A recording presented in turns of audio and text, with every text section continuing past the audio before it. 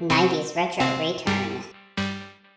I've always been a huge lover of music ever since I was a kid, with my collection of records and cassettes. I was amazed by the technology that allowed us to listen to music via magnetic tape or the grooves of a vinyl record, and even today I still have a large collection of vinyl, cassettes, CDs, MP3s, and FLAC files just to make sure that I'm never dependent on a music streaming service subscription. Growing up in the 80s, music on cassettes was pretty much the norm by then. Between Walkmans and car stereos, cassettes were the easiest way to listen to your favorite artists on the go. And even though CDs were introduced by Philips in 1982 in Japan, they didn't overtake cassette revenue in the US until 1991. But before cassettes and CDs, in 1955, the Columbia Record Club was experimenting with mailing vinyl records directly to consumers. By 1969, they had expanded their offerings to reel-to-reel recordings, 8-tracks, and cassettes.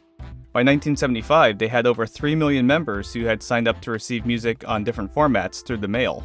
On January 1, 1989, the BMG Music Service opened as a rival to Columbia House Record Club. If you are a 90s kid, you may remember seeing ads for both companies in magazines or right in your mailbox. They'd offer deals along the lines of 8 CDs for 1 cent or 12 cassettes for 1 cent. Once CDs were the primary way to consume music, they stopped offering cassettes, but you still might be able to get like a dozen CDs for a penny at that point.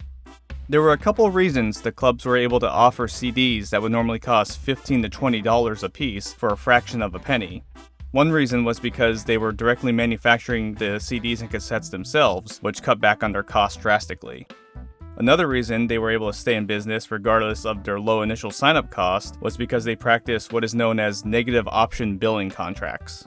This is a form of sales in which services are automatically supplied to consumers unless they specifically cancel, and it's often difficult or really confusing to try to cancel.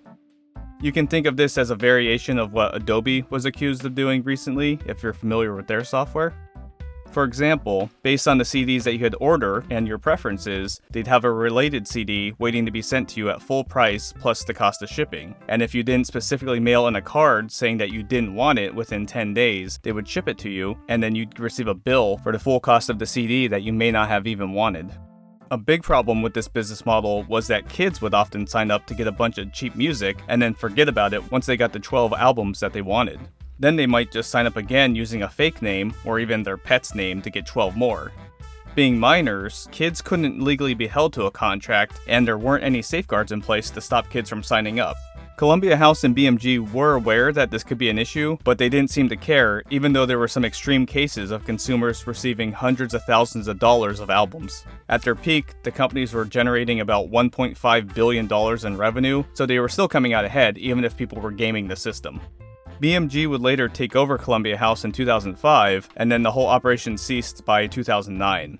A spin-off site called yourmusic.com continued offering discounted CDs until that was shut down on June 29, 2011.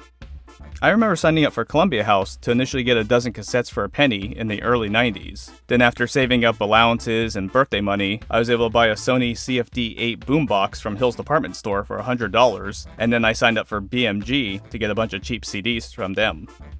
I honestly don't remember being stuck in either club or even canceling the membership, so maybe my mom just closed the account when she saw a $25 bill in the mail for MC Hammer's Too Legit to Quit, but I couldn't say. Did you ever sign up for a music subscription, or do you have fond memories of switching from cassettes to CDs? If so, comment below and let me know, and subscribe to the channel if you want to see more videos where I return to 90s retro pop culture.